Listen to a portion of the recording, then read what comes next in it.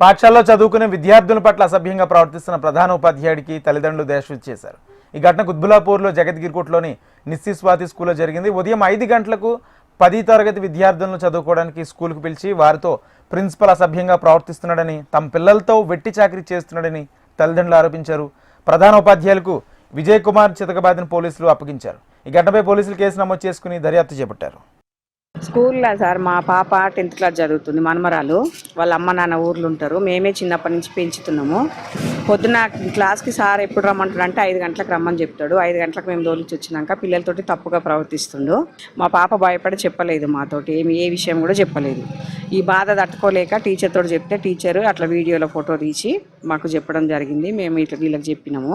ఇప్పుడు అమ్మాయిని ఏంటంటే బెదిరిస్తున్నాను అనమాట. నువ్వు బయట చెప్పినావంటే నేను చంపేస్తా, డ్రైనేజ్ గుంతలు వేస్తా, ఒక 10 నిమిషాల పనికి ఏమవుతుంది, నువ్వు ఎందుకు భయపడుతున్నావు, నువ్వు లేకపోతే నువ్వు పాస్ కావు, ఫెయిల్ అయిపోతావు అట్లా అని అంటుండు. పెద్దోడని మేము నమ్మినందుకు వాడు మా పిల్లలకు జీవితం లేకుండా చేసిండు. Sir principal sir, school sir, సొంతం ఓనరు. పోనీ వాడు వయసోడు కాదు కదా, పోనీ వానికి కొడుకు తప్పు చేసిండంటే మేము ఏదో ఒకటి మాట్లాడుతుంటాము. కొడుకు కాదు తండ్రి ఇట్లా చేసినప్పుడు మాకు ఎక్కడ రక్షణ లేదా సార్? ఆడపిల్లలకు రక్షణ అనేది లేదా? ఇంత జరుగుతున్నా కూడా వాడిని ఎందుకు బతికి ఉంచినామా అనిపిస్తుంది మాకు. ఇప్పుడు మా పిల్ల ఒక్కటి కాకుండా ఇంకా 4 పిల్లలు ఉన్నారు సార్, వాళ్ళకు కూడా సేమ్ ఇలాగే ఇదే పరిస్థితి ఉంది వాళ్ళకు కూడా. మీరు ఏదో న్యాయం చేస్తారు కదా. ఇప్పుడు ప్రపంచంలో అన్నీ చూస్తుండు, తను చూసినా కూడా పెద్ద మనిషి అయ్యుండి ఇట్లా చేస్తుండు. మళ్ళీ దేవుని నమ్ముకున్నాడు అతను. మరి మేము ఎవరిని నమ్ముకోవాలి?